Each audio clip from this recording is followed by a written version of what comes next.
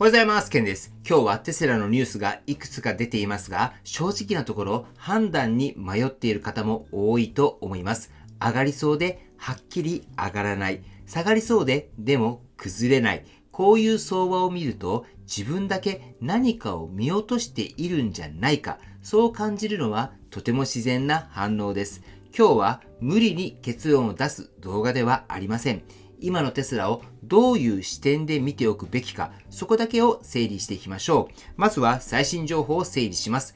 今日のテスラ株は435ドル前後、前日から見ると小幅な上昇ですが、強いトレンドが出たという動きではありません。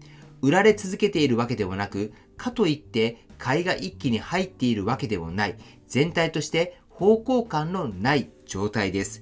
ニュースについても整理します。一つ目、テスラ株は戻してはいるものの、市場全体としては慎重な見方が続いています。二つ目、これまでかなり弱気だったアナリストが目標株価を引き上げたという報道が出ました。ただし、水準自体は依然として低く、評価が大きく変わったという話ではありません。そして三つ目、自動運転やロボタクシーをめぐって、テスラ以外の企業の動きも目立っています。ウェイも半導体、AI 陣営、既存の自動車メーカー、この分野全体が次の段階に入りつつある、そう感じさせるニュースが重なっています。はい、ということで、ここまでが今日の最新情報です。どれも単体で見れば株価を大きく動かすような材料ではありません。ただ、ここからが今日一番大事なポイントです。これらのニュースに共通しているのは、短期の株価ではなく、自動運転が現実になるかどうかっていう点に市場の視線が集まり始めているということになります。これまでのテスラは販売台数、値下げ、利益率、こうした短期指標で語られる場面が多くありました。しかし、今は誰がどの形でどのスピードで自動運転を社会に実装できるのか、そこを見極めようとする時間に入っています。だからこそ、いいニュースが出ても急騰しない、悪いニュースが出ても崩れない、これは迷っている相場ではありません。次の評価軸、これを探している相場です。ここを勘違いすると何も起きていない、期待外れだ、そう感じてしまいます。でも実際には水面下では評価の軸が静かに切り替わっている。今はそういう局面だと見ています。では、ここからはこの動きをどう位置づけて考えるべきなのか、もう少し視点を引き上げて見てみましょう。まず整理したいのは、これは短期のノイズなのか、それとも中期的な変化なのかという点です。結論から言うと、株価の動きそのものはまだ短期のノイズの範囲となります。今日の435ドルという水準もテクニカル的に見れば戻りの途中に過ぎません。つまり、ここで無理に意味付けをすると逆に判断を誤りやすくなります。ただし、株価の裏側で起きていることは少し性質が違います。自動運転やロボタクシーに関する話題がテスラ単体ではなく、業界全体のテーマとして語られ始めている。これは中期的には無視できない変化です。そしてここで一つ、過去のテスラと比較してみましょう。以前はテスラの自動運転は夢の話、数年先の構想、そう見られることが多かった。だから市場は足元の販売台数や値下げに過剰に反応していました。でも今は違います。テスラだけではなく、ウェイモや他の企業も含めて、どこが一番早く現実的に実装できるのか、その比較に入っています。これはテーマが期待から実行に移り始めているサインでもあります。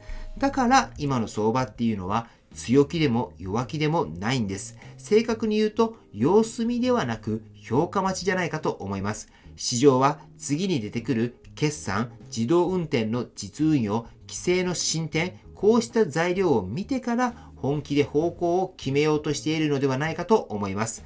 では、今このタイミングで投資家としてどう立っておくべきなのか、今日の一番伝えたい一言はこれです。今は結論を出さなくていい日です。動かないことは逃げでも負けでもありません。情報が出揃う前に無理にポジションを動かす方がむしろリスクになってくると思います。今は何が出たら相場が本気で動くのか、そこを整理しておく時間です。例えば自動運転がどの地域でどの形で実際に使われ始めるのか、あるいは決算でどこが評価され、どこが無視されているのか、そういったポイントを冷静に見ておく。それだけで次の大きな動きに対する準備っていうのは整っていくと思います。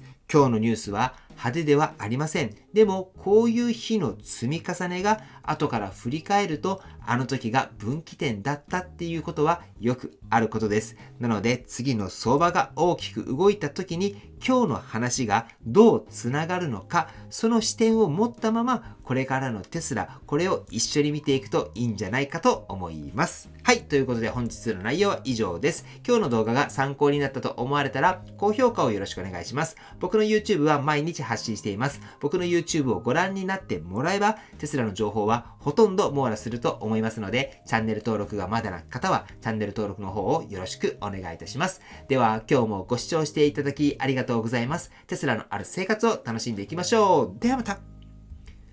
推進です。株式会社エコファクトリーの輻射熱の体感会、冬の会の日程が決まりました。ぜひ真冬の輻射熱、床暖房とはまた違う暖かさの次世代技術を体感してみませんか？過去ですが、やはり建築関連の方が興味を持たれていらっしゃるケースが多いです。または不動産関連です。やはり断熱性の悪い建物を電気代を下げつつ温めたり冷やしたりする技術に興味を持たれるケースが多いです。